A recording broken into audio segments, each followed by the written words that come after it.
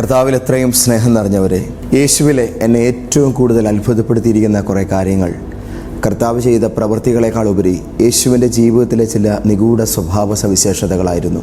അപ്രകാരം കർത്താവിൽ അങ്ങനെ അധികം ആരും ശ്രദ്ധിക്കാത്തതും എന്നാൽ യേശുവിൽ വളരെ വെളിപ്പെട്ട് നിന്നതുമായ ഒരു പ്രത്യേക സ്വഭാവത്തെക്കുറിച്ചാണ് ഇപ്പോൾ ഞാൻ പറയാൻ പോകുന്നത്. കേട്ടാൽ, മാതൃകയാക്കിയാൽ നമ്മുടെ ലൈഫിലും ഗംഭീരമായിട്ട് അത് റിസൾട്ടുകളെ തരും. അപ്രകാരമുള്ള ഒരു സീക്രട്ടാണ് ഇന്ന് റിവീൽ ചെയ്യുന്നത്. എനിക്കൊരു കാര്യം അറിയാം, ഇന്നത്തെ എൻ്റെ വാക്കുകളെ കേട്ട് തീർക്കുന്ന നിങ്ങൾക്ക് ഓരോരുത്തർക്കും ഇത് 100% പ്രയോജനമായിരിക്കും. ഈ മെസ്സേജിന് ശേഷം അതിന് മുൻപ് എന്ന ഒരു ലൈൻ തന്നെ നിങ്ങളുടെ ലൈഫിൽ അടയാളപ്പെടുത്താൻ പോകുന്ന പ്രധാനപ്പെട്ട വാക്കുകളെയാണ് നിങ്ങളിപ്പോൾ കേൾക്കാൻ പോകുന്നത്. എല്ലാവർക്കും ഇന്നത്തെ പ്രവചന ദൂതിലേക്ക് യേശുവിൻ്റെ മഹത്വം നിറഞ്ഞ നാമത്തിൽ സന്തോഷത്തോടെ സ്നേഹവന്ദനം.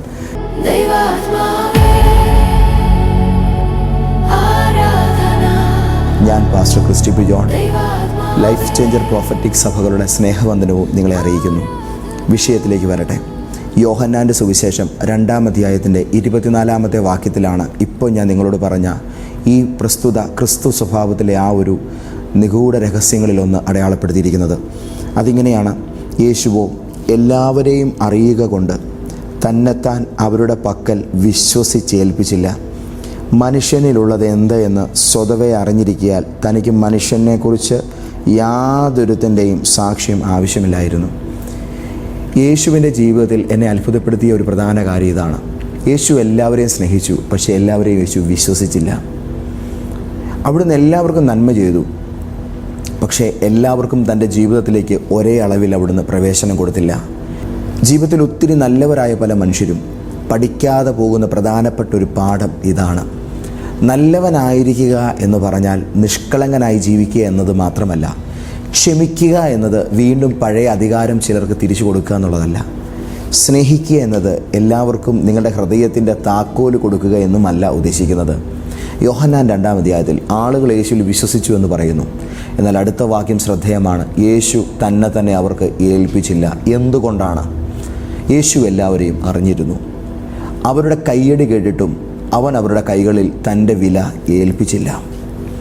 ഇന്ന് നിങ്ങളെ പുകഴ്ത്തുന്നവർ നാളെ നിങ്ങളെ വിമർശിക്കും. ഇന്ന് നിങ്ങളെ ആവശ്യമുള്ളവർ നാളെ നിങ്ങളെ മറന്നു കളഞ്ഞേക്കാം. അതുകൊണ്ട് മനുഷ്യരുടെ പ്രതികരണം നിങ്ങളുടെ ആത്മമൂല്യത്തിൻ്റെ അളവുകോൽ ആക്കി ഒരു കാരണവശാലും തീർത്തേക്കരുത്. ഞാൻ ഒന്നുകൂടെ ആഴമായി പറയട്ടെ ദൈവമക്കളെ, ആളുകളുടെ വാക്കുകളേക്കാൾ അവരുടെ സാഹചര്യങ്ങൾ മാറുമ്പോഴുള്ള പെരുമാറ്റമാണ് നമ്മൾ ശ്രദ്ധിക്കേണ്ടത്. ഒരാൾക്ക് നിങ്ങളെ ആവശ്യമുള്ളപ്പോൾ അയാൾ എങ്ങനെ പെരുമാറുന്നു എന്നതുകൊണ്ട് മാത്രം അയാളെ അളക്കരുത്. നിങ്ങളിൽ നിന്നും ഒന്നും ലഭിക്കാനില്ലാത്ത സമയത്ത് അയാൾ എങ്ങനെ പെരുമാറുന്നു എന്ന് നോക്കുക. ആവശ്യം തീർന്നിട്ടും ബഹുമാനം നിലനിൽക്കുന്നുണ്ടോ? അവിടെയാണ് കാര്യങ്ങൾ തിരിയുന്നത്. നിങ്ങൾക്ക് അധികാരമില്ലാത്ത സമയത്തും സൗഹൃദം നിലനിൽക്കുന്നുണ്ടോ? നിങ്ങളുടെ വിജയമല്ലാത്ത നേരത്തും നമ്മളുടെ ചില പ്രിയപ്പെട്ടവർ നമ്മുടെ കൂടെ തന്നെ നിൽക്കുന്നുണ്ടോ? കാരണം ചില ബന്ധങ്ങളുടെ യഥാർത്ഥ സ്വഭാവം അറിയാൻ വലിയ വെളിപ്പാടിനൊന്നും ആവശ്യമില്ല. നിങ്ങളെ ആവശ്യമില്ലാത്തൊരു കാലം വന്നാൽ മാത്രം മതി. അതുകൊണ്ട് എല്ലാവരെയും സംശയിക്കേണ്ട, പക്ഷേ എല്ലാവരെയും പരീക്ഷിക്കാതെ വിശ്വസിക്കുകയും വേണ്ട. പരീക്ഷിച്ച ശേഷം മാത്രം വിശ്വസിക്കുക. പരീക്ഷിച്ച ശേഷം കുറവില്ലെന്ന് കണ്ടാൽ മാത്രം സ്ഥാനമേൽക്കുക. ഇത് ബൈബിളിൻ്റെ പ്രമാണമാണ്. യേശുവിനെ സംബന്ധിച്ചിടത്തോളം കർത്താവ് നമുക്ക് കാണിച്ചു തരുന്ന ഈ മാതൃക ഇന്നു മുതൽ നമ്മുടെ ലൈഫിലെ ഓരോ സ്റ്റെപ്പിലും നമുക്കൊരു മാതൃകയായിരിക്കട്ടെ. ചിരിക്കുന്ന എല്ലാ മുഖങ്ങളുടെയും പുറകിലുള്ള കാപട്യങ്ങൾ, നല്ല വാക്ക് പറയുന്ന എല്ലാ ശബ്ദങ്ങളുടെയും പിന്നിൽ മറഞ്ഞിരിക്കുന്ന മുറിവേൽപ്പിക്കുന്ന കൂർത്തുമൂർത്ത അസ്ത്രങ്ങൾ, ഇതെല്ലാം നമുക്കൊന്ന് കണ്ടില്ല കേട്ടില്ല എന്ന് വെക്കാതെ മുന്നോട്ട് പോകാൻ കഴിയണം. പലപ്പോഴും പല നല്ല പെരുമാറ്റങ്ങളുടെയും പുറകിൽ നിഗൂഢമായ എന്തൊക്കെയോ ഇരുണ്ട ലക്ഷ്യങ്ങൾ മനുഷ്യരെ വല്ലാത്ത തോതിൽ സ്വാധീനിക്കുന്നുണ്ട്. അത്തരത്തിലുള്ള പലതുമായി നമ്മുടെ ജീവിതത്തിന് നേരെ പലരും കയറി വരുമ്പോൾ ആ ഒരു കച്ചവട തന്ത്രത്തിൽ അധിഷ്ഠിതമായിരിക്കുന്ന പെരുമാറ്റങ്ങളും വാഗ്ധോരണികളും നമ്മളെ അട്ടിമറിക്കണമെന്നുള്ള അവരുടെ കലുഷിതമായ പ്ലാനുകളും ഇന്ന് പകൽ ഇനിമേൽ നിങ്ങളുടെ ജീവിതത്തിൽ നടക്കാതായി പോകട്ടെ എന്ന് ഞാൻ പ്രാർത്ഥിക്കുകയാണ്. യേശുവിൻ്റെ ജീവിതത്തിൽ ജനക്കൂട്ടം ഉണ്ടായിരുന്നു. 12 ശിഷ്യന്മാരുണ്ടായിരുന്നു. ആ 12 ശിഷ്യന്മാരിൽ നിന്നും സ്പെഷ്യലി തിരഞ്ഞെടുത്ത പത്രോസ്, യാക്കോബ്, യോഹന്നാൻ എന്ന 3 പേരുണ്ടായിരുന്നു. അതായത് എല്ലാവരോടുമുള്ള സ്നേഹം ഒരുപോലെ ആയിരുന്നെങ്കിലും എല്ലാവർക്കും ഒരുപോലെ ആക്സസ് കൊടുത്തില്ല. ഇത് ജീവിതത്തിൽ പഠിക്കുക. എല്ലാവർക്കും നിങ്ങളുടെ സ്നേഹം ലഭിക്കാം എല്ലാവർക്കും നിങ്ങളുടെ സമയം ലഭിക്കേണ്ടതില്ല. എല്ലാവർക്കും നിങ്ങളുടെ രഹസ്യങ്ങൾ പങ്കുവെച്ച് അറിയേണ്ടതില്ല. എല്ലാവരും നിങ്ങളുടെ തീരുമാനങ്ങളിൽ സ്വാധീനം ചെലുത്താനുള്ള അവകാശം പ്രാപിക്കേണ്ടതായിട്ടുമില്ല. നിങ്ങൾ ഒരിക്കൽ ഒരാളെ വഞ്ചിച്ചു എന്ന് കരുതുക. ആ വ്യക്തി നിങ്ങളോട് ക്ഷമിക്കുമോ? നേരെ തിരിച്ചൊന്ന് ചോദിച്ചേ, ഒരാൾ നിങ്ങളെ വഞ്ചിച്ചാൽ നിങ്ങൾ ആ വ്യക്തിയോട് ജീവിതകാലത്തിൽ എപ്പോഴും ക്ഷമിക്കുമോ? ക്ഷമിച്ചതുകൊണ്ട് മാത്രം നാളെ ആ വ്യക്തി തിരിച്ചു വന്നാൽ അയാളെ ആ പഴയ സ്ഥാനത്തേക്ക് നിങ്ങൾ തിരഞ്ഞെടുക്കുമോ? ഒരിക്കലും അങ്ങനെ തിരഞ്ഞെടുക്കാൻ ബൈബിൾ പറയുന്നില്ല. ക്ഷമ ഹൃദയത്തിൻ്റെ കാര്യമാണ്. വിശ്വാസം സ്വഭാവം തെളിയിച്ചതിന് ശേഷം ലഭിക്കുന്ന ഉത്തരവാദിത്തമാണ്. രണ്ടാമതൊരവസരം കൊടുക്കാം, പക്ഷേ ആദ്യത്തെ അവസരത്തിലുണ്ടായിരുന്ന അതേ ആക്സസ് രണ്ടാമതും കൊടുക്കേണ്ടതായിട്ടില്ല. നമ്മുടെ ലൈഫിൻ്റെ നേരെ പല വിധത്തിലുള്ളതായ വാക്കുകളുമായിട്ട് വരുമ്പോൾ ചിലപ്പോൾ ചില ആരോപണങ്ങളുമായിട്ട് ചിലർക്ക് വരും. എല്ലാ ആരോപണങ്ങൾക്കും മറുപടി പറയേണ്ടതായിട്ടുണ്ടോ? ഒരിക്കലുമില്ല. ജീവിതത്തിൽ നിങ്ങൾ വലിയൊരു സ്വാതന്ത്ര്യം അനുഭവിക്കുന്ന ദിവസം ഏതാണെന്നറിയാമോ? എന്നെക്കുറിച്ച് എല്ലാവരും എല്ലാം ശരിയായി മനസ്സിലാക്കണമെന്ന ആവശ്യം നിങ്ങളെ അവസാനിപ്പിക്കുന്ന ദിവസമാണ്. പിടികിട്ടുന്നുണ്ടോ ഈ പറയുന്നത്? കുറേ കാലങ്ങൾക്ക് പുറകിൽ എൻ്റെ ഒരു ഉപദേഷ്ടാവിൻ്റെ സ്ഥാനത്ത് നിൽക്കുന്ന ഒരു വ്യക്തിയെക്കുറിച്ച് വളരെ മോശമായ കുറേ കാര്യങ്ങൾ, അദ്ദേഹം ഒരു നിരപരാധിയായ വ്യക്തി, എനിക്ക് വ്യക്തിപരമായിട്ട് അറിയാവുന്ന കാര്യമാണ്. അദ്ദേഹത്തിൻ്റെ കുറേ ശത്രുക്കൾ അങ്ങ് പറഞ്ഞൊപ്പിച്ചു. എന്നിട്ട് ഞാൻ അദ്ദേഹത്തോട് ചോദിച്ചു, ഇനി എന്താണ് ചെയ്യാൻ പോകുന്നത്? അദ്ദേഹം ഒരു കട്ടൻ ചായ കുടിച്ചുകൊണ്ടിരിക്കുക, നീണ്ടു നിവർന്ന് സുഖമായിട്ടിരുന്നിട്ട് പറഞ്ഞു, ഏതായാലും ഇങ്ങനെ ആയതുകൊണ്ട് ഇനി ഒരുത്തിനെയും ബോധിപ്പിക്കാൻ വേണ്ടി ഒന്നും പിടിച്ചു വെക്കേണ്ട കാര്യമില്ലല്ലോ, തൽക്കാലം ഇതിനൊന്നും വിശദീകരണം കൊടുക്കാൻ പോകുന്നില്ല, ഞാനിതാ അങ്ങനെ അറിഞ്ഞെങ്കിൽ അത് മതി. സത്യത്തിൽ അതും എനിക്കൊരു പ്രചോദനമായിരുന്നു. ആരെയൊക്കെയോ ബോധിപ്പിക്കാൻ വേണ്ടി, ഏതാണ്ടൊക്കെ കാണിക്കാൻ വേണ്ടിയുള്ളതായ സ്വന്തം ജീവിതത്തോട് തന്നെ കാണിക്കുന്ന ഈ ഒരു വേഷം കെട്ടലും അഭിനയവുമൊക്കെ എടുത്ത് കളയാനുള്ളതായൊരു പ്രചോദനമായിട്ടത് മാറി. അങ്ങനെ ജീവിതത്തെ അന്നു മുതൽ ഷാർപ്പായിട്ട് കൃത്യമായിട്ട് മുന്നോട്ട് കൊണ്ടുപോകുന്നൊരു നില രൂപീകരിക്കാൻ അതെന്നെ സഹായിച്ചു. ചിലർ കഥകളുണ്ടാക്കും, ചിലർ നിങ്ങളുടെ മൗനത്തെ പോലും കുറ്റസമ്മതമായിട്ട് വ്യാഖ്യാനിക്കും. എല്ലായിടത്തും ഓടിച്ചെന്ന് നിങ്ങളുടെ വേർഷൻ എന്താണെന്ന് വിശദീകരിക്കാൻ ശ്രമിച്ചാൽ നിങ്ങളുടെ ജീവിതത്തിൻ്റെ വലിയൊരു ഭാഗം മറ്റുള്ളവരുടെ അഭിപ്രായങ്ങൾക്ക് തിരുത്താനുള്ള വേദിയായിട്ട് മാറും. യേശു പോലും എല്ലാ ആരോപണങ്ങൾക്കും മറുപടി പറഞ്ഞില്ല. ചിലപ്പോൾ അവൻ സംസാരിച്ചു, ചിലപ്പോൾ അവിടുന്ന് ചോദ്യങ്ങൾ തിരിച്ചു ചോദിച്ചു, മറ്റു ചില സമയങ്ങൾ അവിടുന്ന് മൗനമായി നിന്നു. അതുകൊണ്ട് പക്വത എന്നത് എപ്പോഴാണ് സംസാരിക്കേണ്ടതെന്ന് അറിയുന്നത് മാത്രമല്ല, എപ്പോഴാണ് വാ തുറക്കാതിരിക്കേണ്ടത് എന്നറിയുന്നതും കൂടിയാണ്. എല്ലാ യുദ്ധങ്ങളും നമ്മുടേതല്ല. എല്ലാ വിമർശകനും നമ്മളുടെ വിശദീകരണം അർഹിക്കുന്നില്ല. എല്ലാ കല്ലിനും തിരികെ കല്ലെറിയാൻ തുടങ്ങിയാൽ ലക്ഷ്യസ്ഥാനത്തെത്താൻ നേരം ഉണ്ടാകില്ല. നിങ്ങളുടെ അടുത്ത അധ്യായം തന്നെ ചില ആരോപണങ്ങൾക്കുള്ള മറുപടിയാകട്ടെ. നിങ്ങളുടെ പദ്ധതികൾക്ക് മൗനത്തിൻ്റെ ഒരു സംരക്ഷണം അതിൽ കെട്ടി ഉയർത്താൻ തയ്യാറാകണം. കുറച്ച് നാളുകൾക്ക് പുറകിൽ ഞാനെൻ്റെ ശുശ്രൂഷാ ജീവിതത്തിൽ പ്രാർത്ഥനയോടായിരിക്കുന്നൊരു സമയം ദൈവത്തിൻ്റെ ആത്മാവ് എനിക്കൊരു നിയോഗം തന്നു. നെഹമ്യാവിൻ്റെ ബുക്ക് വായിച്ച് പ്രാർത്ഥിക്കുക. ഞാൻ നെഹമ്യാവിൻ്റെ പുസ്തകം വായിച്ച് പ്രാർത്ഥിച്ചു. 52 ദിവസം കൊണ്ട് അദ്ദേഹം മതിൽ പണിതതായിട്ട് അവിടെ എഴുതിയിരിക്കുന്നു. ഹോളി സ്പിരിറ്റിനോട് പറഞ്ഞു, 52 ദിവസം അനാവശ്യ സംസാരങ്ങൾ ഒഴിവാക്കിയിട്ട് നിന്റെ നാവിനെ നിയന്ത്രിക്കാൻ പഠിക്കുക. പിന്നീടുണ്ടായ മാറ്റം വലുതായിരുന്നു.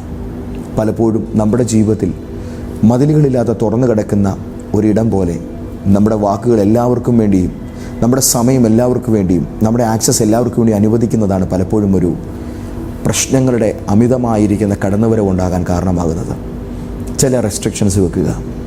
എല്ലാവർക്കും എല്ലാ രീതിയിലും പ്രവേശനങ്ങളില്ല എന്ന് തന്നെ ആകട്ടെ നിങ്ങളുടെ തീരുമാനം.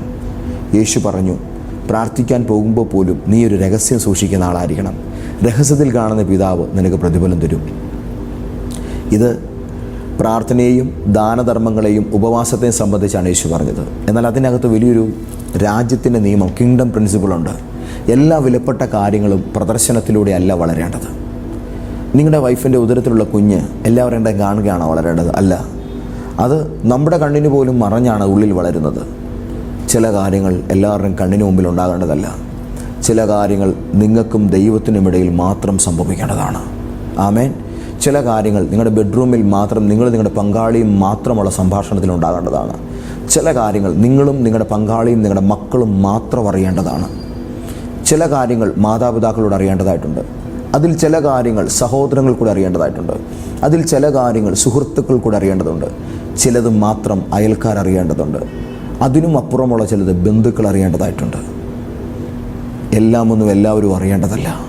നിങ്ങളുടെ ജീവിതത്തിൽ എല്ലാ പുതിയ പദ്ധതിയും പ്രഖ്യാപിക്കണമെന്നുള്ളതായ ആ ഒരു ത്വര എടുത്തങ്ങ് കളയുക.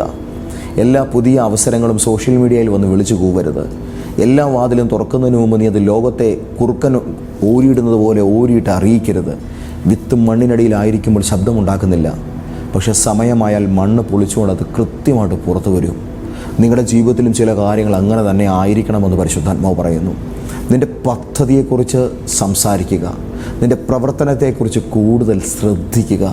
ഫലം വന്ന ശേഷം വിശദീകരണത്തിൻ്റെ ആവശ്യം ഇല്ല. കഴിഞ്ഞ ദിവസം ദൈവാത്മാവ് പറഞ്ഞു, നിങ്ങളെ ഉപേക്ഷിച്ചവരുടെ പിന്നാലെയുള്ള ഓട്ടം നിർത്തണമെന്ന്.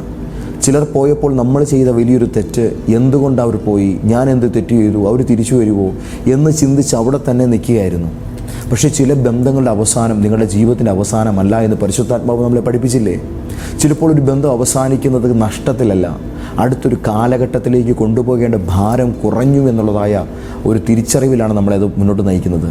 നിങ്ങളെ ഒഴിവാക്കി പോയ ഒരാളുടെ പിന്നാലെ ഓടി നിങ്ങളുടെ വില നിങ്ങൾ തെളിയിക്കേണ്ട കാര്യമില്ല. നിങ്ങളുടെ ജീവിതം മുന്നോട്ടേക്ക് തന്നെ കൊണ്ടുപോവുക.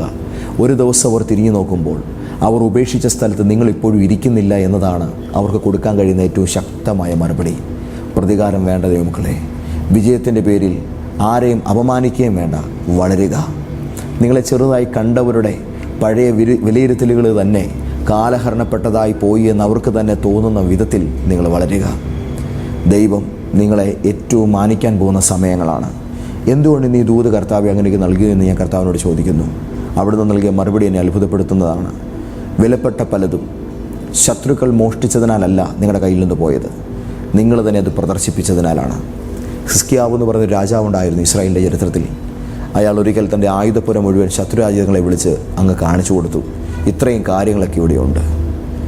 ദൈവത്തിൻ്റെ ആത്മാവ് അദ്ദേഹത്തോട് പ്രവാചകനിലൂടെ ദൂത് പറഞ്ഞു, നിൻ്റെ രാജ്യം നീ ഉണ്ടാക്കിയതൊക്കെ നിൻ്റെ കൈവിട്ടു പോകാൻ പോവുകയാണ്. കാരണം അതിൻ്റെ ആദ്യപടിയാണ് നീ ചെയ്തു വച്ചേക്കുന്നത്. അനാവശ്യമായ സംസാരങ്ങൾ, അനാവശ്യമായ പബ്ലിസിറ്റി, നിൻ്റെ സോഷ്യൽ മീഡിയ പലപ്പോഴും അത് ശത്രുവിൻ്റെ കയ്യിലൊരു ആയുധമാണ്. നിൻ്റെ സ്വകാര്യതകൾ, നീ എന്ത് ചെയ്യുന്നു, നീ എങ്ങോട്ടേക്ക് പോകുന്നു, കണ്ടതിനും കേട്ടതിനുമൊക്കെ സ്റ്റാറ്റസ് ഇടുകയും അതും ഇതും അറിയിക്കേണ്ടതും അറിയിക്കേണ്ടാത്തതുമൊക്കെ നാട്ടാരുടെ മുമ്പിൽ വിളിച്ചു പോവുകയും ചെയ്യുന്ന ആ വൃത്തികെട്ട സ്വഭാവം നിർത്തിയേരെ. ഒരു രഹസ്യം ഇന്നു മുതൽ നിങ്ങൾക്ക് മറയായിരിക്കട്ടെ. യേശുവിൻ്റെ കാര്യം വചനം ഇവിടെ വ്യക്തമായി നമ്മളെ പറഞ്ഞു പഠിപ്പിച്ചു. മനുഷ്യരിലുള്ളത് എന്താണെന്ന് തനിക്കറിയാം, അതുകൊണ്ട് അവരുടെ പക്കൽ തന്നെ വിശ്വസിച്ച് ഏൽപ്പിച്ചില്ല. ഇന്നത്തെ ഈ ദൂത് നമുക്കൊരു ബലമാണ്, ഒരു മുന്നറിയിപ്പാണ്, കർശന നിർദ്ദേശമാണ്. ഇപ്പോൾ ദൈവം നിൻ്റെ കൈകളിൽ ഏൽപ്പിക്കാൻ പോകുന്ന കാര്യം അത് ദൈവത്തിൻ്റെ പരിശുദ്ധാത്മാവ് പൂർത്തിയാക്കാൻ ആഗ്രഹിക്കുന്നത് കൊണ്ടാണ് ഈ ദൂത് നിങ്ങൾക്ക് നൽകിയത്.